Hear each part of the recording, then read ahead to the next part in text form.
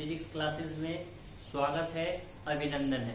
चलिए आज हम लोग एक बहुत ही स्पेशल टॉपिक के साथ जा रहे हैं जिसका नाम है capacity of isolated spherical surface या कंडक्टर। ठीक है, मतलब एक हिंदी में अगर बात करेंगे तो विलगित गोलीय चालक की धारिता है। यह लेक्चर हिंदी मीडियम और इंग्लिश मीडियम दोनों के लिए ही एक है। ठीक है, क्योंकि ज्यादा का डिफरेंस नहीं है, इसमें डेरिवेशन है और डेरिवेशन में सिर्फ कंसीडर करने वाला बात हिंदी इंग्लिश हो सकता है, लेकिन जो मेथड है वह सेम है दोनों के लिए। ठीक है, तो बारी बारी से दोनों को हम लोग देख लेंगे। पहले आते हैं हिंदी में। ठीक है, हिंदी में आते हैं और इंग्लिश में लिखा हुआ है। ठीक है, दोनों हम समझा देंगे। ठीक है, ध्यान से। If Q charge is given to a spherical, अगर किसी स्फेरिकल सरफेस को, अगर किसी ठोसीय चालक को, ठीक है, क्या दिया जाता है, क्यू चार्ज दिया जाता है, तो इस पर, ठीक है, और ये रेडियस कितना है, इसका रेडियस कितना है, यहां से चाहे यहां से चाहे यहां से, रेडियस बात करेंगे तो आर है। ठीक है, और इसको क्यू चार्ज दिया जाता है, तो जब इस पर क्यू चार्ज दिया जाएगा तो क्या होगा, चार्ज इस पर डिस्ट्रीब्यूट हो जाता है यूनिफॉर्मली। ठीक है, पूरी प्रत्येक पॉइंट पर चार्ज किया जाता है, एक समान रूप से वितरित हो जाता है। ठीक है, ठीक है, तब प्रत्येक पॉइंट पर ध्यान देकर क्या चार्ज सेम है और डिस्टेंस सेम है, चार्ज सेम है, डिस्टेंस सेम है, चार्ज सेम है, डिस्टेंस सेम है, तो ये कैसा सरफेस होगा, तो इक्विपोटेंशियल सरफेस में जाएगा। और इक्विपोटेंशियल सरफेस पर हमको पता है क्या, कि आपका प्रत्येक पॉइंट पर आपका क्या होता है, प्रत्येक पॉइंट पर पोटेंशियल मतलब विभव सेम होता है। हिंदी में एक बार पूरी तरह से जान जाइए। मान लेते हैं, या अगर किसी गोलीय चालक को हम क्यू चार्ज मतलब क्यू आवेश देते हैं, तो इस पर आवेश एक समान रूप से गोलीय सतह के पृष्ठ पर, गोलीय चालक के पृष्ठ पर वितरित हो जाता है। ठीक है, और प्रत्येक बिंदु पर विभव भी समान हो जाती है और ये एक सम विभव पृष्ठ की तरह काम करने लगता है। ठीक है, इंग्लिश में लिखा हुआ है, if Q charge is given to a spherical surface then of radius R, then charge is distributed uniformly. मतलब एक आर रेडियस वाला गोलीय चालक पर कोई क्यू चार्ज दिया जाता है, तब उस पर क्या होता है, चार्ज जो होता है वह यूनिफॉर्मली डिस्ट्रीब्यूट हो जाता है, सब पर एक समान रूप से डिस्ट्रीब्यूट हो जाता है। ठीक है, और प्रत्येक पॉइंट पर पोटेंशियल भी सेम हो जाता है। ठीक है, तो ध्यान से देखिए, हम लोग पहले भी पढ़ चुके हैं, यहाँ पर कोई चार्ज है और यहाँ पर डिस्टेंस है, आर डिस्टेंस है और क्यू चार्ज है, तो इसके कारण पोटेंशियल क्या होता है, तो हम लोग जानेंगे क्या,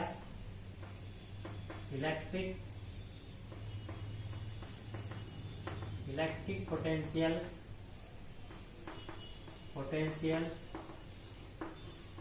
due to a point charge. मतलब हिंदी में बोलेंगे कि एक बिंदु आवेश के कारण विभव क्या होता है, तो सबको पता है कि V बराबर क्या होता है, K Q बाई R होता है ना।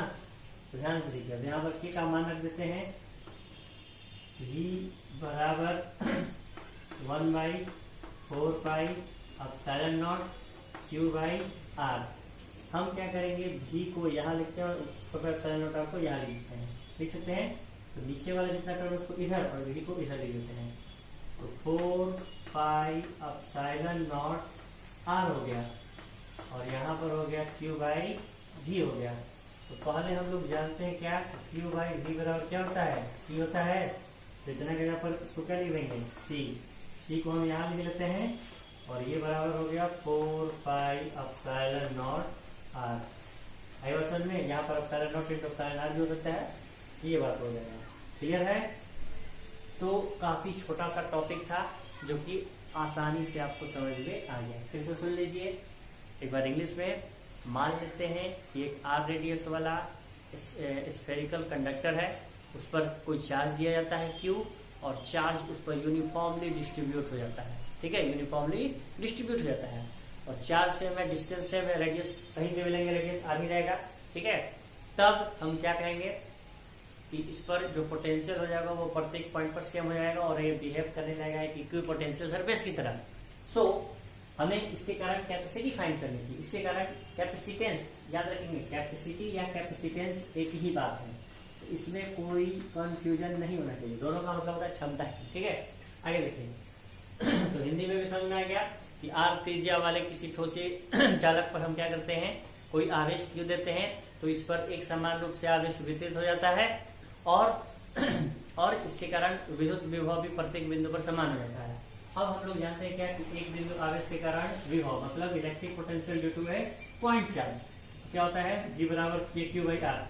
K का मान रख दिया 1/4 या आप एप्सिलॉन R भी लिख सकते हैं, इसमें कोई दिक्कत नहीं है। ठीक है, यहाँ पर हम ER का मान 1 ले लिए हैं, इसमें ज्यादा कंफ्यूजन नहीं होना चाहिए। अब क्या करेंगे, ER का मान 1 ले लिए और यहाँ से इसको यहाँ नीचे वाला जितना है हर में जितना है मतलब डिनोमिनेटर में जितना उसको यहाँ लिख दो, जी को इधर लग दिए। Q/V को क्या बोलते हैं, C बोलते हैं, ये बता दिया हमने और ये आपका हो गया। आई बात समझ में। अब इस पर हम लोग तुरंत न्यूमेरिकल भी करेंगे, तो सबसे पहले इसको लिख लीजिए फटाफट। चलिए आते हैं न्यूमेरिकल पर, जो दोनों के लिए ही है, हिंदी मीडियम और इंग्लिश मीडियम दोनों के लिए है। क्वेश्चन क्या है, calculate the capacitance of 1 metre.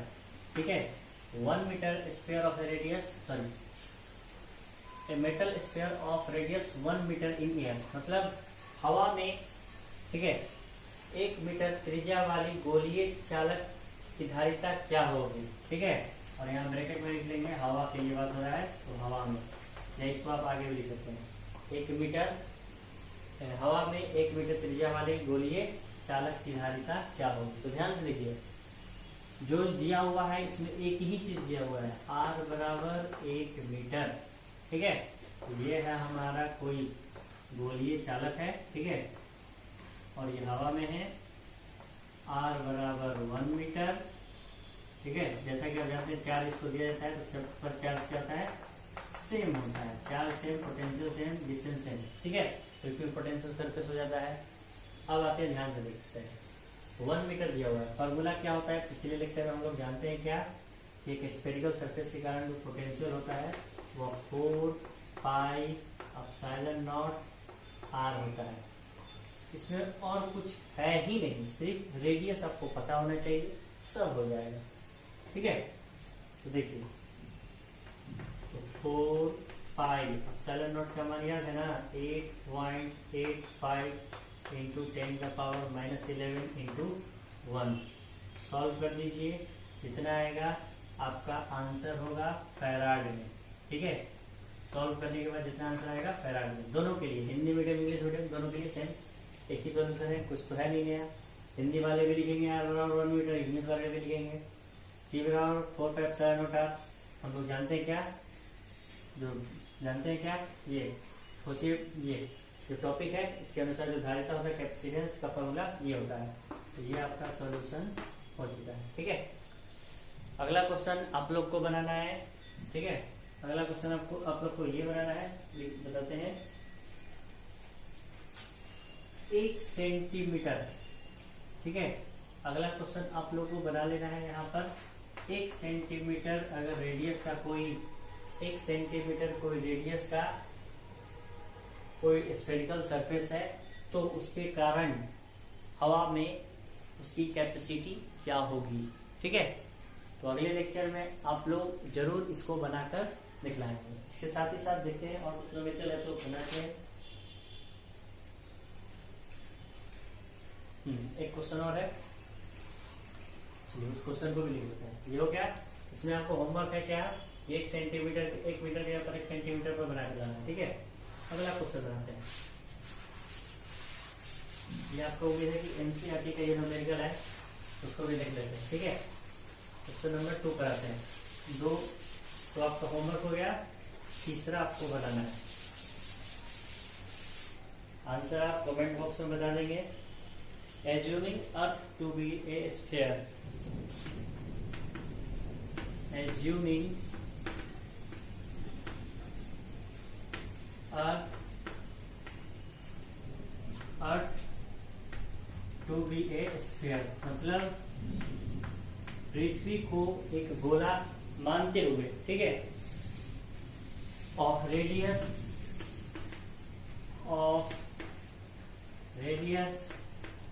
6400 kilometre. Calculate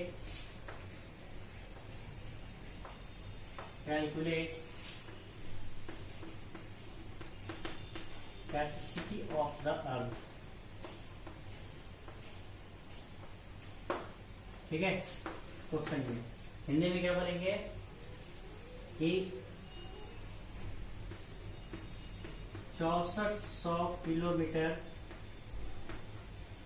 पृथ्वी की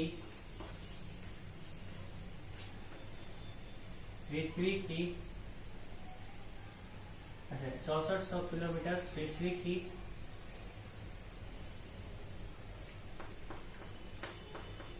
त्रिज्या गोले के समान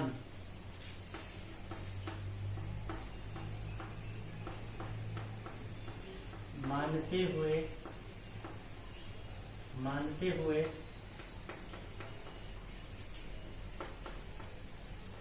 इसकी धारिता ज्ञात करें।